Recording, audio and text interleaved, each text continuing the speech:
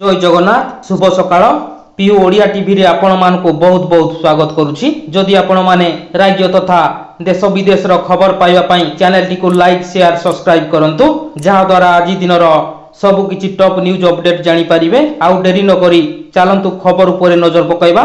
ପ୍ରଥମ ଖବର, ପ୍ରଧାନମନ୍ତ୍ରୀ ମୋଦିଙ୍କୁ ଭୁଟାନର ସର୍ବୋଚ୍ଚ ନାଗରିକ ସମ୍ମାନ ଅର୍ଡର ଅଫ୍ ଦି ପ୍ରଧାନମନ୍ତ୍ରୀ ନରେନ୍ଦ୍ର ମୋଦିଙ୍କୁ ପ୍ରଦାନ କରାଯାଇଛି ଭୁଟାନର ସର୍ବୋଚ୍ଚ ନାଗରିକ ସମ୍ମାନ। ଏହି ସମ୍ମାନ ପାଇବାରେ ହୋଇଛନ୍ତି ପ୍ରଥମ ବିଦେଶୀ ସରକାର ମୁଖ୍ୟ।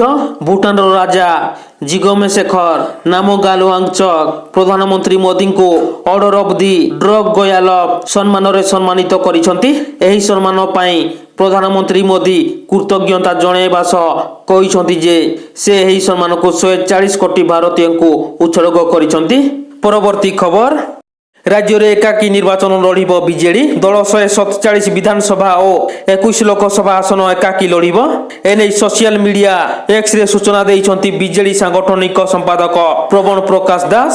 ନିର୍ବାଚନରେ ଓଡ଼ିଶାବାସୀଙ୍କ ସମର୍ଥନ ଏବଂ ମୁଖ୍ୟମନ୍ତ୍ରୀ ନବୀନ ପଟ୍ଟନାୟକଙ୍କ ନେତୃତ୍ୱରେ ବିଜେଡି 3/4 ଅଧିକ ଆସନରେ ବିଜୟୀ ହେବ ବୋଲି ପ୍ରବଣ ଦୃଢ଼ୋକ୍ତି ପ୍ରକାଶ କରିଛନ୍ତି।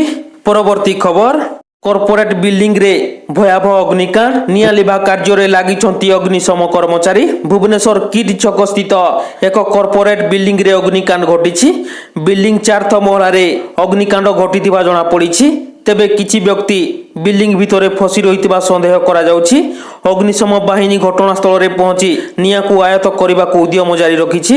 ନିଆଁର ପ୍ରକୋପ ଏତେ ଭୟଙ୍କର ଅଛି ଯେ ଅଗ୍ନିଶମ ବାହିନୀ କର୍ମଚାରୀ ମଧ୍ୟ ଭିତରକୁ ପଶିବାରେ ଅନେକ ସମସ୍ୟାର ସମ୍ମୁଖୀନ ହେଉଛନ୍ତି। ପରବର୍ତ୍ତୀ ଖବର, ବିଜେଡିରୁ ଇସ୍ତଫା ଦେଲେ କଟକ ସାଂସଦ ଭର୍ତ୍ତୃହରି ମହତାବ। ବିଜେଡିର ପ୍ରାଥମିକ ସଦସ୍ୟ ପଦରୁ ଭର୍ତ୍ତୃହରି ଇସ୍ତଫା ଦେଇଛନ୍ତି। ଏନେଇ ଏକ ସାମ୍ବାଦିକ ସମ୍ମିଳନୀ କରି ସୂଚନା ଦେଲେ ସାଂସଦ ଭର୍ତ୍ତୃହରି। ସେ ତାଙ୍କ ଇସ୍ତଫା ପତ୍ର ସଭାପତି ନବୀନ ପଟ୍ଟନାୟକଙ୍କ ପାଖକୁ ପଠାଇ ଦେଇଛନ୍ତି। ତାଙ୍କ ଦାବିପତ୍ରରେ ଲେଖାଯାଇଛି ଯେ ଯେଉଁ ବିଜୁ ଜନତା ଦଳ ଗଠନର ଆରମ୍ଭରୁ ମୁଁ ସମ୍ପୃକ୍ତ, ଯାହାର ସମୃଦ୍ଧିରେ ମୋର ମଧ୍ୟ କିଛି ଅବଦାନ ରହିଛି, ଆଜି ସେ ଦଳରୁ ମୁଁ ଭଗ୍ନ ହୃଦୟରେ ସମ୍ପର୍କ ଛିନ୍ନ କରିବାକୁ ବାଧ୍ୟ ହେଉଛି। ଏହି ପତ୍ର ଜରିଆରେ ମୁଁ ବିଜୁ ଜନତା ଦଳର ପ୍ରାଥମିକ ସଦସ୍ୟ ପଦରୁ ଇସ୍ତଫା ଦେଉଛି। ଏହାକୁ ତୁରନ୍ତ ଗ୍ରହଣ କରିବାକୁ ଅନୁରୋଧ ବୋଲି ଲେଖିଛନ୍ତି। ପରବର୍ତ୍ତୀ ଖବର, ମେଣ୍ଟ ପାଇଁ ନିବେଦନ କରିଥିଲା ବିଜେଡି, ପ୍ରତ୍ୟାଖ୍ୟାନ କଲା ବିଜେପି। ରାଜ୍ୟରେ ବିଜେପି ସହିତ ମେଣ୍ଟ କରିବାକୁ ବିଜେଡି କରିଥିଲା ନିବେଦନ, କିନ୍ତୁ ବିଜେଡିର ନିବେଦନକୁ ପ୍ରତ୍ୟାଖ୍ୟାନ କରିଛି। ରାଜ୍ୟରେ ବେଶ କିଛି ଦିନ ଧରି ବିଜେପି ମେଣ୍ଟ ଚର୍ଚ୍ଚା ଉପରେ ଗତକାଲି ପୂର୍ଣ୍ଣଛେଦ ପଡ଼ିଥିବା ବେଳେ ଏଭଳି କିଛି ମନ୍ତବ୍ୟ ଦେଇଛନ୍ତି ଭୁବନେଶ୍ୱର ସାଂସଦ ଅପରାଜିତା ଷଡ଼ଙ୍ଗୀ। ସେ କହିଛନ୍ତି, ରାଜ୍ୟ ସଭାପତି ଟ୍ୱିଟ୍ କରିବା ପରେ ସବୁ ସ୍ପଷ୍ଟ ହୋଇଯାଇଛି। ବିଜେପି ରାଜ୍ୟରେ ଏକାକୀ ଲଢ଼ିବ।